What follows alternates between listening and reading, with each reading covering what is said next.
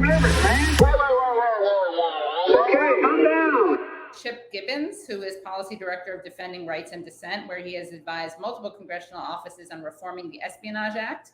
He covered the legal proceedings against Julian Assange and Daniel Hale as a correspondent for Jacobin. He's currently working on a book on the history of the FBI for Verso.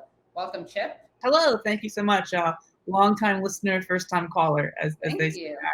Thank you. Honored in the program. Well, thank you for joining us. We're honored to have you. Well, I wanted to have you on to talk about the latest happenings around Julian Assange. So, Chip, could you update us about what's happening?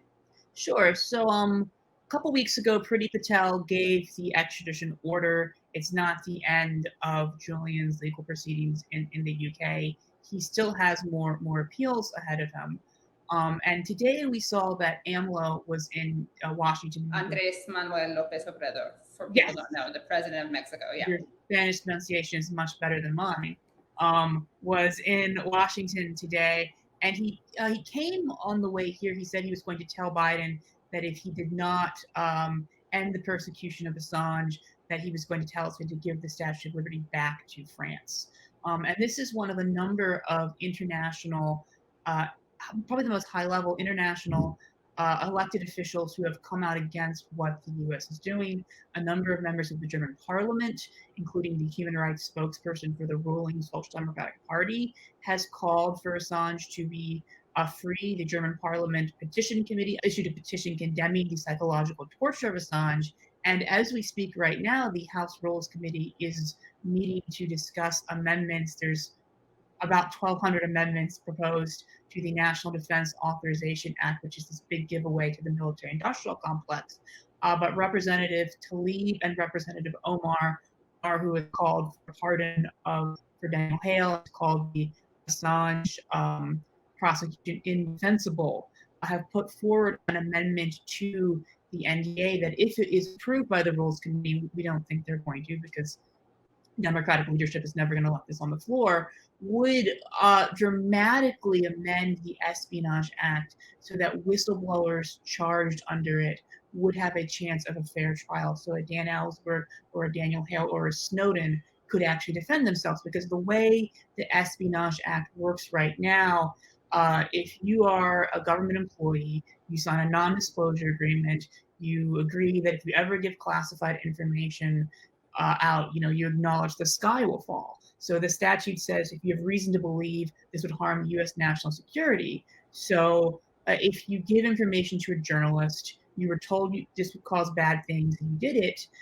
that's all the government has to prove. So they bar you from talking about what you exposed and why. The prosecutors had Daniel Hale, the drone whistleblower, barred from, and these are their words, talking about his good motives. They said, no, you can't mention your good motives in court, or even what they're revealing. I mean, think about someone like Snowden. The Ninth Circuit Court of Appeals has said the programs he revealed were illegal and likely unconstitutional. I mean, imagine you're on a jury, Kate, and they're like, oh, we have an espionage defendant here. Like, oh, who's he spying for? China, Russia, Al-Qaeda? No, he gave information to a Pulitzer Prize-winning journalist, and as a result, Congress changed the law, and a court found it to be illegal and acknowledged that had he not done so, they could not have ruled on it. I mean, I hope no one here would return a guilty verdict. I may have misjudged both of you dramatically if that's the case. You did. You're terrible. Yes. Yeah. But what this would require is they would actually have to prove specific intent to harm national security, no more of this reason to believe stuff. It also would give an affirmative right for someone charged under the Espionage Act to testify for why they made their disclosure. Dan Ellsberg famously was asked by his attorney, a very famous radical attorney, Leonard Boudin, why did you copy the Pentagon Papers? And the judge stopped him. That would no longer be the case. And it would create an affirmative public interest defense. And on top of that, it would amend who the Espionage Act would apply to. So certain provisions would only apply to those who have a duty to protect classified information, a government official who signed a non-disclosure agreement. Because right now it just says whoever, and it's very broad. When I was in law school, when the professor started talking about some story he read in the Washington Post, I think it was about how Bush had authorized assassination of a Hezbollah guy. And this young woman in my class who was an intern at the NSA General Counsel raised her hand and let him know that just because it was in the Washington Post, it was still classified, and he was breaking the law by telling. I'm sure she went very far at the NSA. I'm sure she had a very successful career. Right. And it would change it so it would only apply to those that have a duty to protect classified information in most of the parts of the bill. And another one, a foreign agent. It would apply to a foreign agent of a foreign government, international terrorist organization, or proliferator of nuclear weapons that was majority non-U.S. persons. I mean, if the U.S. government can prove in a court that you obtained classified information on behalf of nuclear weapons proliferators with the intent to harm, national security, you probably have done something that constitutes espionage. But no more of this putting journalists and whistleblowers on trial. So this is a huge breakthrough, not just for Assange, and I realize that Rules Committee is going to kill it. I'm not naive, but it's a huge breakthrough for whistleblowers generally, because the issue of the Espionage Act is bigger than Assange. This is just the latest attack on it. I mean, for 105 years, the Espionage Act has cast a real shadow on the First Amendment as one of the most repressive laws in U.S. history. It's involved in jailing Eugene Debs. It's expanded during the McCarthy era Red Scare. It's involved in silencing Daniel Ellsberg. It's involved in silencing all these people during the War on Terror, like John Kiriakou, like Edward Snowden, like Chelsea Manning. And now they're going for journalists. So it's exciting that there are 2 members of Congress who are willing to put this forward as an NDAA. I mean, there should be, I think there's 500 members. A lot of people are in Congress. There should be, hundreds of members of Congress who are sponsoring this. And I am a little bit disappointed that some of the Republicans who have spoken out on the Assange Snowden cases are not joining this. It's just 2 members of the squad. But I mean, but it is inspiring, that there are 2 people who are willing to take this stand. Yeah. Shout out to Tlaib and Ilhan Omar. What can people do to support Assange?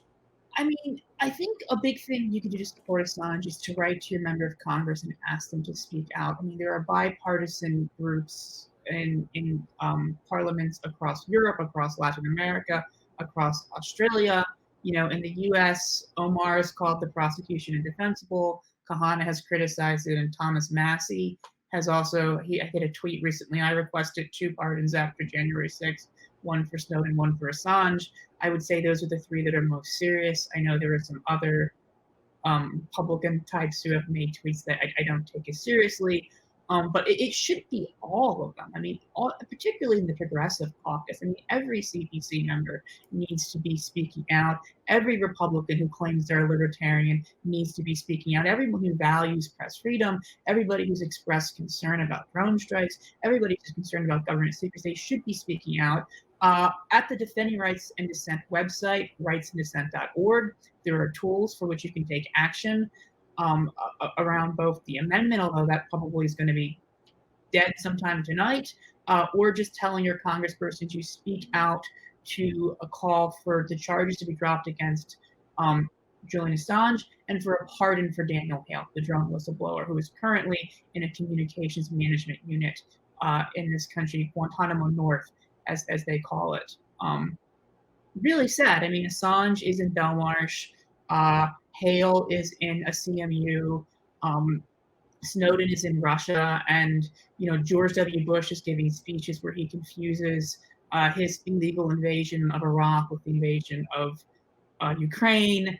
Dick Cheney is parading around as a hero of democracy. Robert Mueller, who presided over all of these abuses of national security letters, apparently rule of law now. Clapper, a perjurer, he's a big CNN talking head. So, I mean, the only people who have been punished in the last 20 years of illegality and criminality are the people who told the truth, whereas the rest of them are all raking in big money as, sort of talking heads, these sort of bloviating talking heads that you were subjecting me to all the clip sounds like. Yeah, so sorry. I've given a trigger warning. I feel like I have a case for intentional infliction of emotional Yeah. for having to watch CNN and MSNBC.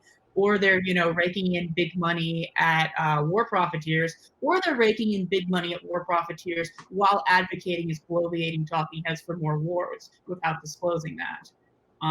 Great system we have going. Yeah. Well, thank you so much, Chip. Everyone follow Chip's work. It's really great. And thank you for stopping by and giving us an update. Of course. And we'll see you again.